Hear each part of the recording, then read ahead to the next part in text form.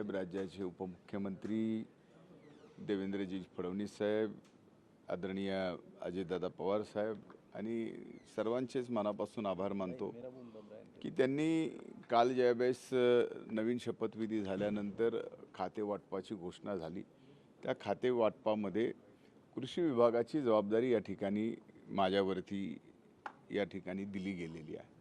आणि योगायोग असा आहे की मी एक शेतकऱ्याचा मुलगा, ऊसतोड मजुराचा मुलगा, ज्याने ऊसतोडणी केलेली आहे आणि त्यामुळं स्वाभाविक शेतीचं आणि माझं एक आगळंवेगळं नातं आहे आणि त्यातून मला ही जिम्मेदारी माझ्या जन्मदिनाच्या पूर्वसंध्येला मिळावी आणि जन्मदिनाच्या दिवशी आपण आपल्या ज्या घरात जन्म आला त्या शेतकऱ्याच्या घरात जन्माला आल्यानंतर तो जन्मदिन कसा साजरा करावा, तर तो शेतकऱ्यांच्या बाबतीमध्ये काही चांगले निर्णय विभागाच्या बाबतीत आढावा घेत असताना काही होऊ शकतात का, याच्यासारखा चांगला योग माझ्या जीवनामध्ये कुठलाच असू शकत नाही। आजपर्यंत जेवढी काय माझ्या वयाप्रमाणे वाढदिवस केले गेले, साजरे केले गेले, त्यात सगळ्यात आगळा वेगळा आणि माझ्या जीवनातला सगळ्यात आगळा वेगळा आणि आनंदाचा वाढदिवस जर काय असेल तर आज या ठिकाणी मी कृषी विभागाची, माझ्या ज्या शेतकरी कुटुंबात जन्माला आली त्या शेतकरी राजाची सेवा करण्यासाठी या ठिकाणी घालतो आहे। एक नक्कीच आहे की आज पहिल्यांदा मी कृषी विभागाचा मंत्री झाल्यानंतरचा आढावा घेतो आहे आणि घेत असताना एकूण राज्याची परिस्थिती पाहता हे मागच्या वर्षीच्या आणि या वर्षीच्या तुलनेमध्ये पावसाचं पर्जन्यमान हे एवढं कमी झालेलं आहे की ते पर्जन्यमान कमी झाल्यामुळं स्वाभाविक पेरण्यासुद्धा फार मोठ्या प्रमाणात लांबलेल्या आहेत आणि जी पेरणी झालेली आहे तिथं अनेक ठिकाणी दुबार पेरणीची सुद्धा परिस्थिती या ठिकाणी निर्माण झालेली आहे। हे सर्वप्रथम आज माझ्या या ठिकाणी बैठकीमध्ये सुद्धा निदर्शनास आलं। स्वाभाविक आम्ही ज्यावेळेस फिरतो संबंध राज्यभर त्यावेळेस सुद्धा या ठिकाणी आज शेतकरी संकटात आला आहे, कारण पावसाचं या ठिकाणी जे प्रमाण मागच्या वर्षीप्रमाणे यावर्षी झालेलं दिसत नाही आहे। त्याचा परिणाम हा शेतकऱ्याच्या पेरण्यापासून ते दुबार पेरणीपर्यंत या ठिकाणी झालेला आहे। त्या बाबतीमध्ये येणाऱ्या अधिवेशनाच्या काळात वेगवेगळ्या पद्धतीनं चर्चा होतीलही आणि काही निर्णय घ्यावा लागतील, तर त्यात मंत्रिमंडळामध्ये हे सगळे विषय आजच्या बैठकीमध्ये जे आलेत त्याची चर्चा करून या ठिकाणी ठेवली जाईल। पण एक निश्चित सांगतो की आजची बैठक घेत असताना मला आत्ता सांगायला अभिमान वाटतो की ज्यावेळेस मागच्या बजेटमध्ये त्यावेळेसचे म्हणजे वित्तमंत्री आणि राज्याचे उपमुख्यमंत्री यांनी अर्थसंकल्प मांडला, त्या देवेंद्र फडणवीसांनी शेतकऱ्यांच्या बाबतीमध्ये, शेतकऱ्यांच्या बाबतीमध्ये एक निर्णय घेतला होता की मागल त्याला शेततळे आणि मागल त्याला ड्रीप। या बाबतीमध्ये आजच्या आढावामध्ये ज्यावेळेस मी विषय विचारत गेलो त्यावेळेस लक्षात आलं की इथे एक अशी पद्धत आहे कृषी विभागाची की ज्या कृषी विभागामध्ये जेवढी अर्ज येतील त्याची 10-10 हजाराप्रमाणे लॉटरी सिस्टीम काढली जाते। ज्यावेळेस मागेल त्याला शेततळे म्हणजे मी मागायचं तर मला शासनाने द्यायचं ही योजना असेल आणि मागेल त्याला ड्रीप म्हणजे मी मागायचं आणि शासनाने ते द्यायचं ही जर योजना असेल तर त्याच्यात लॉटरी सिस्टीम कुठून आली। म्हणून आजच्या बैठकीमध्ये मी कृषी विभागाला या ठिकाणी कृषी विभागाच्या मंत्री म्हणून जबाबदारी घेतल्यानंतर सांगितलंय की मागेल त्याला शेततळे याची व्याख्या लॉटरी सिस्टीम नाही। जे मागेल, जे आपल्या पोर्टलवरती आलेलं आहे, जेवढे ऑनलाईन आलेले आहेत ते जवळजवळ 3 लाख ऑनलाईन ड्रीपचे आणि मागेल त्याला शेततळ्याचे तात्काळ क्लिअर करा। याला कसल्याही लॉटरी सिस्टीममधून जाण्याची गरज नाही। सर्वच्या सर्व शेतकऱ्यांना या ठिकाणी ज्यांनी मागितले त्याला शेततळे आणि ज्यांनी मागितले त्याला ड्रीप हे दिलं गेलं पाहिजे।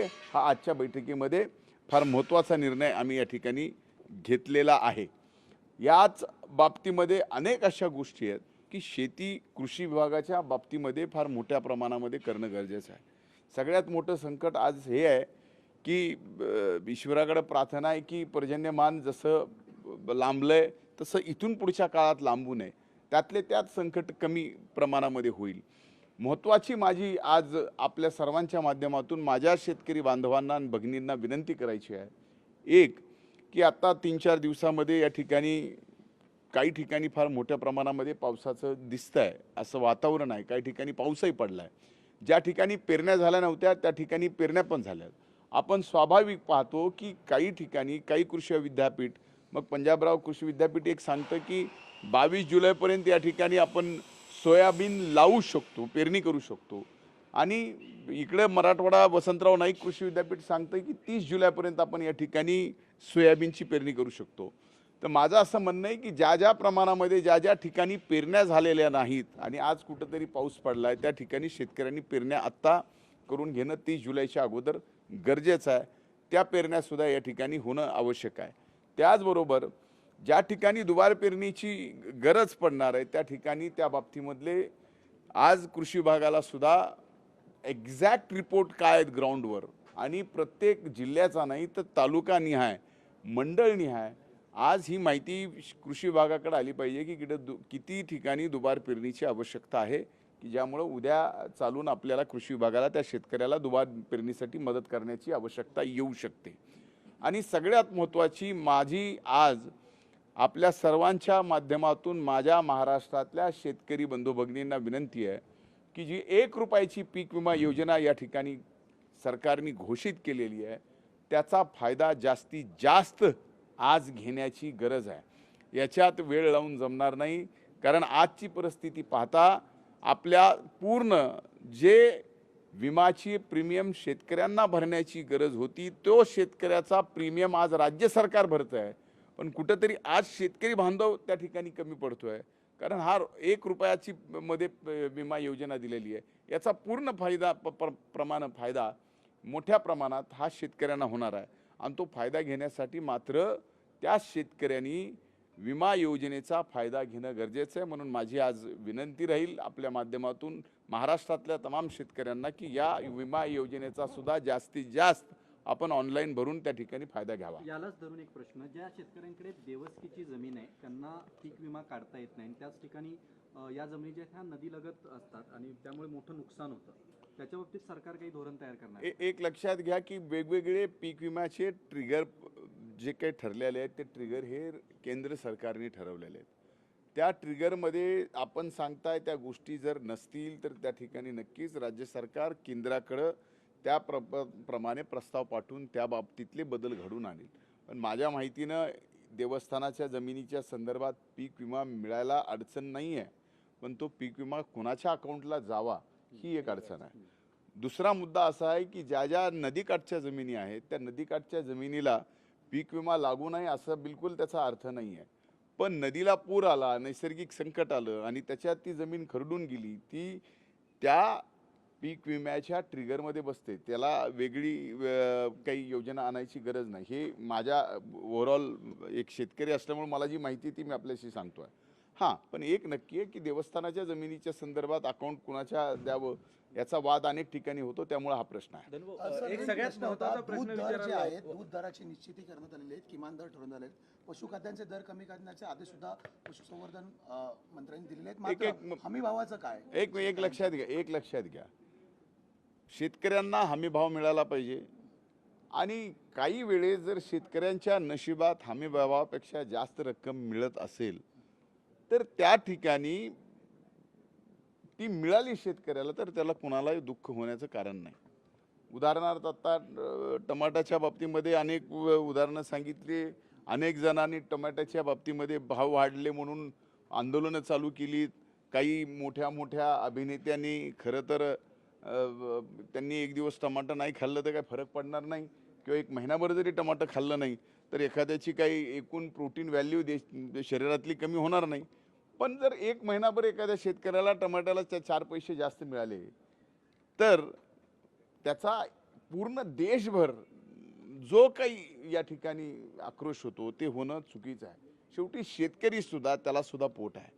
तो या ठिकाणी लाखांचा पोशिंदा म्हणून आपण ओळखला जातो आणि एखाद्या वर्षी एखाद्या सीजनला त्याला जर चांगला भाव मिळत असेल तर त्या बाबतीमध्ये अशा पद्धतीचं आपल्याकडून सुद्धा, माध्यमांकडून सुद्धा आणि इतरांकडून सुद्धा वेगळं राजकारण होऊ नये एवढीच माझी प्रामाणिक कृषी विभागाची जबाबदारी घेतल्यानंतर इच्छा आहे. भाऊ, आपण जर बघितलं तर सगळ्यात महत्त्वाचं पेरण्या सुरू होतील, मात्र अनेक ठिकाणी जे कृषी उत्पन्नाची दुकानं असतात, बियाणे ची दुकानं असतात, यांच्याकडून बोगस बियाणे त्यासोबतच बियाण्यांच्या उधारीच्या पैशांवरती व्याज घेणं अशा प्रकारचे शेतकऱ्यांची पिळवणूक होणार प्रकार सुरू असतात तालुका स्तरावरती, याबाबत तुमचा पवित्रा काय असणार? एक लक्षात घ्या, मी ज्यावेळेस मंत्री नव्हतो, एक आमदार होतो, त्यावेळेस ज्यावेळेस बियाणं वाटपाच्या संदर्भामध्ये आणि बोगस बियाण्याच्या संदर्भामध्ये सर्वात अगोदर एक आमदार म्हणून मी त्यावेळेसच्या तत्कालीन कृषी मंत्र्याला पत्र लिहून बोगस बियाण्याच्या संदर्भामधलं प्रकरण हे उघडकीस आणलं.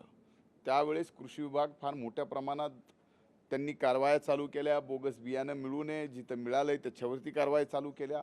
आणि माझी प्राथमिकता या ठिकाणी एकच असणार आहे की बोगस बियाणं हे कुठल्याही शेतकऱ्यापर्यंत पोहोचलंच नाही पाहिजे. आणि अशा पद्धतीनं जर बोगस बियाणं कोणी पोहोचण्याचा प्रयत्न करत असेल आणि बोगस बियाणाचा कोण जर या महाराष्ट्रात धंदा करत असेल तर त्याचा धंद्याचा बाजार उठवणं हे कृषी विभागाची जबाबदारी आणि ती आम्ही स्वीकारलेली आहे. दुसरी महत्त्वाची गोष्ट आपण जिथं सांगताय की बियाणं उधारीवर घेतल्यानंतर त्यावर व्याज आकारणी, ह्या प्रत्येकी इंडिव्हिज्युअल काही काही ठिकाणच्या केसेस आहेत. अशा इंडिव्हिज्युअल केसेसच्या तक्रारी जर त्या भागामध्ये तिथल्या जिल्हा कृषी अधिकाऱ्याला, तालुका कृषी अधिकाऱ्याला किंवा तिथल्या जिल्हा अधिकाऱ्यापर्यंत जर गेल्या तर त्यावर नक्कीच कृषी विभाग सुद्धा कारवाई करण्यास मागं पुढे बघणार नाही. भाऊ, शेवटचा एक प्रश्न होता पर्जन्याच्या बाबतीमध्ये, कारण पाऊस खूप लांबणीवर गेलेला आहे, दुबार पेरणीचं संकट आहेच, मात्र पुढच्या एकंदरीत पावसाचा काय आढावा कृषी विभाग घेतलाय का आणि सुका दुष्काळ येत्या काळात पाहायला मिळू शकतो का महाराष्ट्राला? एक लक्षात घ्या की आत्ताची जी काही माहिती पर्जन्यमानाची आहे ती 22 जुलैपर्यंत हे पर्जन्यमान जे आहे 25 जुलैपर्यंत आपल्या महाराष्ट्रामध्ये बऱ्यापैकी चांगलं दाखवलं गेलेलं आहे.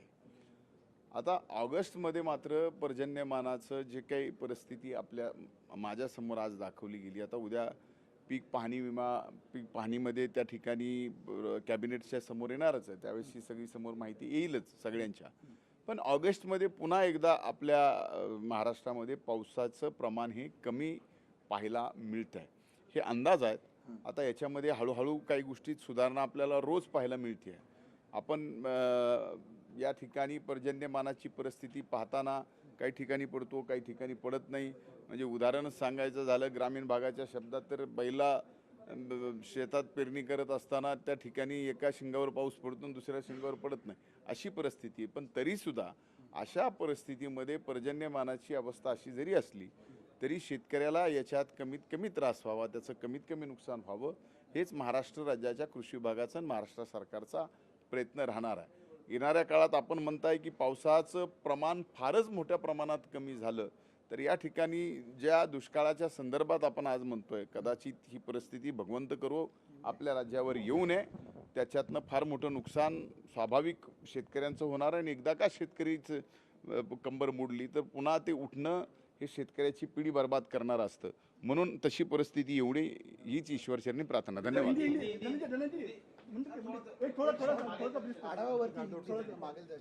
आज महत्वपूर्ण डिपार्टमेंट ने एक निर्णय किया है, क्या फैसला किया है? देखिए, कल ही विभागों की जिम्मेदारी नए मंत्रियों को दी गई. उसमें सबसे पहले मैं आदरणीय मुख्यमंत्री एकनाथ जी शिंदे साहब का, आदरणीय देवेंद्र फडणवीस साहब का, आदरणीय उप मुख्यमंत्री अजीत दादा पवार साहब का मैं शुक्रिया अदा करना चाहता हूं. मैं तहे दिल से उनका मैं आभार व्यक्त करना चाहता हूं कि उन्होंने कृषि विभाग की जिम्मेदारी एक कृषक का बेटा होने के नाते इस बारे में मेरे कंधे पे दी है. तो आज मैं वैसे कल जिम्मेदारी दी है, आज मैं इस जिम्मेदारी को लेते हुए, संडे है, शनिवार है, वैसे तो छुट्टी का दिन है, फिर भी मैंने मेरे विभाग का काम यहाँ पे चालू किया. क्योंकि आज आप जानते हैं कि जिस तरीके महाराष्ट्र में बारिश की परिस्थिति है और इतर राज्यों में बारिश की परिस्थिति और महाराष्ट्र में बहुत अलग फ़र्क है. तो बारिश न होने के कारण बहुत सारे किसान महाराष्ट्र में आज मुश्किल में हैं. जिन्होंने उपजाव किया था वो मुश्किल में है, जिन्होंने अभी तक बारिश का इंतज़ार कर रहे वो उपज के लिए वहाँ पे बैठे हुए. ये सारी चीज़ें इनको देखते हुए हमने ये तय किया है कि पिछले जो अर्थसंकल्प के सेशन में जो निर्णय लिया गया था तत्कालीन वित्त मंत्री और उप मुख्यमंत्री देवेंद्र फडणवीस साहब ने, कि जो मांगेगा उसको हम खेत का जिसको तालाब कहते हैं वो देने की बात उन्होंने रखी थी. और ड्रिप के बारे में भी उन्होंने कहा था कि जो ड्रिप किसान मांगेगा उसको यहाँ पे जो ड्रिप देना है वो दिया जाएगा। इसके पहले वो लॉटरी की तरह निकलता था, लेकिन आज हमने ये निर्णय लिया पहले ही मीटिंग में कि जो मांगेगा उसको देना। अगर ये सरकार की घोषणा है तो जो मांगेगा उसको मिलना चाहिए, उसमें कोई लॉटरी की पद्धति नहीं होनी चाहिए। विभाग की तरफ से मुझे पता चला कि इन 2 योजनाओं में अलग अलग 3 लाख किसानों का मांग है, तो वो 3 लाख किसानों की जो भी मांग उन्होंने रखी है उनको मिलनी चाहिए। कोई लॉटरी सिस्टम इसमें नहीं होनी चाहिए। ये आज का सबसे महत्वपूर्ण मीटिंग का निर्णय है। लोकशाही मराठी ऐका, पहा, जागरूक रहा।